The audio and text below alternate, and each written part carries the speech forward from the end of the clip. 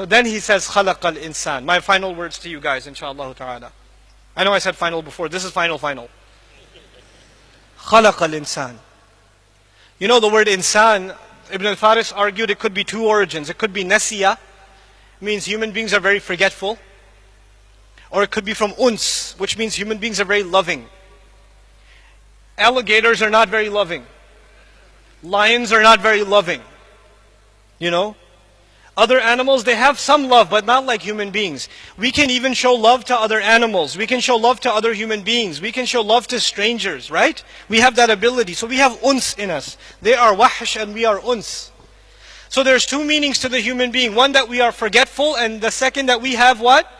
Love.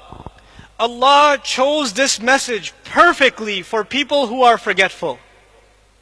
For people who are forgetful. Because when people forget, what do they need? Reminder. And one of the names of the Quran is reminder. In huwa illa dhikrun. Kalla innaha tadhkira. Wa dhakkir bil Quran man yakhafu wa'id. Quran is reminder because we are insan. So he says, I taught the Quran because you're insan. You forget, that's why I gave you a reminder. You keep forgetting, so I keep reminding you over and over again. That's why I did that. Subhanallah. And the second is love.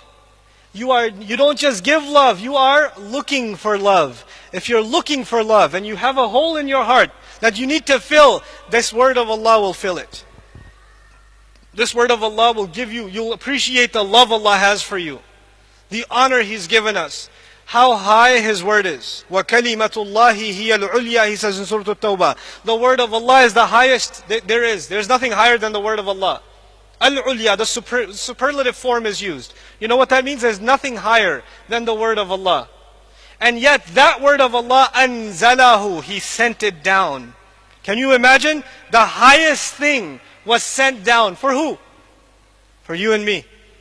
That's what you call a gift. I don't deserve that gift and you don't deserve that gift. That is an act of love of Allah. Who is going to accept that invitation from Allah? If Allah called Himself a teacher, who will refuse to be a student? You know? And if you start now, I don't care if you're 70 or 7, if you turn to Allah and say, Ya Allah, I want to learn your book. You called yourself a teacher and I want Ar-Rahman to be my teacher, so I'm ready to be His student.